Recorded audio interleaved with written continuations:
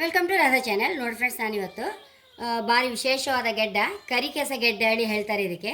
ಇದರ ದಂಟೆಲ್ಲ ಸಹ ಕಪ್ಪಿರುತ್ತೆ ಫ್ರೆಂಡ್ಸ್. ಅದು ತುಂಬ ಆರೋಗ್ಯಕ್ಕೆ ಒಳ್ಳೆಯದು ಈ ಗೆಡ್ಡೆ.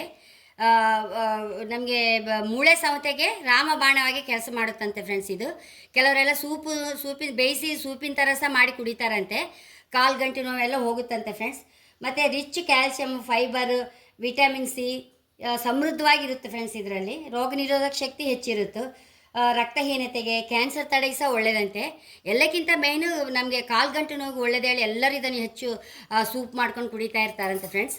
ಹಾಗೆ ಅಷ್ಟು ವಿಶೇಷವಾದ ಗೆಡ್ಡೆದು ಇವತ್ತೊಂದು ಪೋಡಿ ಮಾಡಿ ತೋರಿಸ್ತೇನೆ.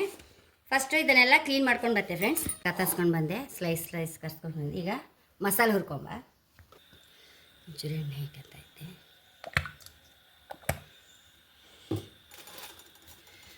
ಮೆಣಸು, ಅರ್ಧ ಟೀ ಸ್ಪೂನ್ ಮೆಂತೆ, 1 ಟೀ ಸ್ಪೂನ್ ಉದ್ದಿನಬೇಳೆ, 1 ಟೀ ಸ್ಪೂನ್ ಕಡಲೆಬೇಳೆ ಹುರ್ಕೊಂಬ.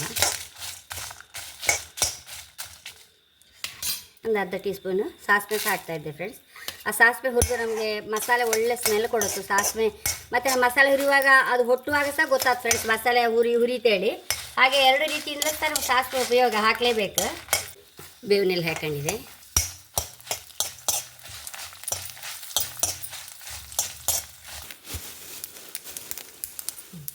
ಫ್ರೆಂಡ್ಸ್, 1 ಟೇಬಲ್ ಚಮಚ ಕೊತ್ತಂಬರಿ ಹಾಕೊಂಡೆ. ಕೊತ್ತಂಬರಿ ಹಾಕಿದ ಮೇಲೆ ಏನು ಹುರಿಕಂತಿಲ್ಲ. ಈಗ ಮಸಾಲೆ ಪ್ಲೇಟಿಗೆ ಹಾಕೊಂಬ.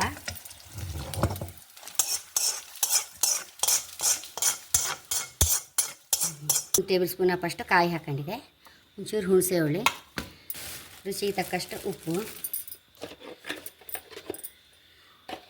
ಅರಿಶಿನ, ಒಂಚೂರು ಬೆಲ್ಲ. ಫ್ರೆಂಡ್ಸ್, 1 ಲೋಟ ಅಕ್ಕಿ ಬೆಳಿಗ್ಗೆ ನೆನೆಸಿ ಇಟ್ಕೊಂಡಿದೆ. ಇದಿಷ್ಟನ್ನು ಈಗ ಹರ್ಕೊಂಬತ್ತೆ. ಫ್ರೆಂಡ್ಸ್, ಎಣ್ಣೆ ಕಾದಿದೆ, ಹಾಕೊಂಬ ಒಂದೊಂದೇ. ಹೀಗೆ ಎಣ್ಣೆಲಿ ಮುಡಿಸಿ, ಹಿಟ್ಟಲ್ಲಿ ಮುಡಿಸಿ ಎಣ್ಣೆಗೆ ಹಾಕೊಂಬ.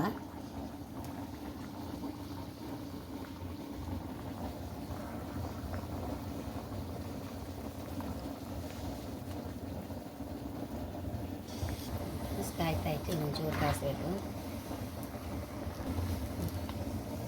ಕಾದಿದೆ, ಇದನ್ನು ತಕ್ಕೊಂಬ.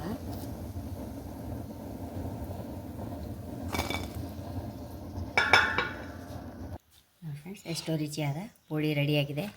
ತುಂಬ ಅಂದರೆ ತುಂಬ ರುಚಿ ಫ್ರೆಂಡ್ಸ್. ಇದು ತಿನ್ನೋಕ್ಕೆ ಸಹ ಎಷ್ಟು ಸಾಫ್ಟ್ ಗೆಣಸು ಥರ ಬೆಂದಿದೆ.